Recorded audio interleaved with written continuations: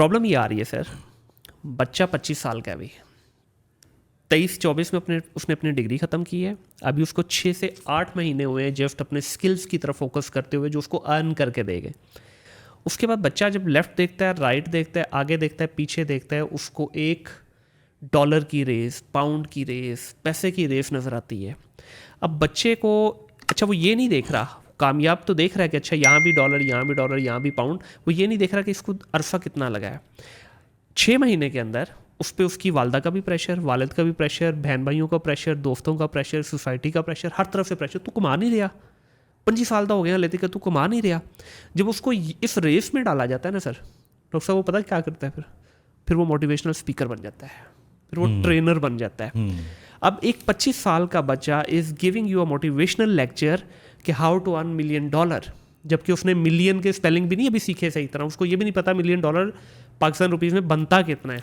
आपका जो क्वेश्चन है ना वो थोड़ा सा डिफरेंट हो गया है। जी बिल्कुल। और उसका जवाब ये है कि देखिए, मैं तो पहले दिन से ही मोटिवेशनल स्पीकर्स को, मैं ये नहीं कहता कि मैं उनके ख़िलाफ़ हूँ, बल्कि मैं उनसे इम्प्रेस नहीं हूँ, बिकॉज मोटिवेशनल स्पीकर हमारे यहाँ जो हैं वो एक अंग्रेज़ी की किताब में से कामयाबी के 4 उसूल पढ़ के उसको उर्दू में ट्रांसलेट करके तो दे देते हैं, भले अपनी ज़िंदगी उनकी बिल्कुल ही खाली हो। जी बिल्कुल। मैं बिलीव करता हूँ इंस्पिरेशनल स्पीकर। ठीक है।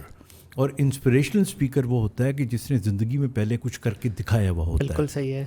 मेरे नज़दीक एक जो प्रॉपर्टी डीलर है, हाँ जी, मैं नाम दिए बगैर कह रहा हूँ, वो अगर अरबपति बन जाता है 5,000 की इन्वेस्टमेंट से, तो वो जो बातें कहेगा ना वो मुझे इंस्पायर करेंगी। सही। और प्रैक्टिकल है, प्रैक्टिकल है। दूसरी मैं आपको ये बात बताऊँ कि जो मोटिवेशनल स्पीकर होते हैं ये आपको कायल करते हैं। हाँ जी। जो इंस्पिरेशनल स्पीकर होते हैं ये आपको माइल करते हैं, डायरेक्शन दिखाते हैं, माइल करते हैं। बिल्कुल ऐसा ही है। और माइल जो होता है ना, इंसान हमेशा दिल से होता है, और कायल जो है ना वो ब्रेन से होने की कोशिश करता है। सही। तो इसलिए आई थिंक अगर सुनना ही है ना तो इंस्पिरेशनल स्पीकर्स को सुना करें, जिनकी एटलीस्ट पीछे कोई हिस्ट्री हो, जिंदगी के चंद साल उसने डोमेन में लगाए हों, ताकि पता चले वो आपको स्याह और सफ़ेद दोनों दिखाएगा। बेसिकली मोटिवेशनल स्पीकर सिर्फ आपको जो है ना सफ़ेद दिखाएगा, स्याह की तरफ लेके नहीं जाएगा। सर थोड़ा सा भी मैं मूव करना चाहूँगा आपके मेडिकल के हवाले से, 1-2 क्वेश्चन आपसे पूछना चाहूँगा। सर स्पिरिचुअलिटी के ऊपर आजकल आपने बात करना शुरू की है, मेडिकल या साइंस को अगर हम स्पिरिचुअलिटी के हिसाब से देखें तो क्या इनका आपस में कोई कनेक्शन है, कोई इनका आपस में इंटरलिंक है एक दूसरे से, या बिल्कुल एक डिफरेंट चीज़ें हैं दोनों? देखिए, जो आने वाली सदी है ना ये बेसिकली बल्कि ये जो गुजर रही है जी, ये स्पिरिचुअल एम्पावरमेंट की सदी होगी। ठीक है। और इसकी बहुत सी मिसालें हैं। मिसाल के तौर पे जब हम स्पिरिचुअल को डिफ़ाइन करते हैं ना, स्पिरिचुअलिटी को, तो ये किसी एक मज़हब से कनेक्टेड नहीं है।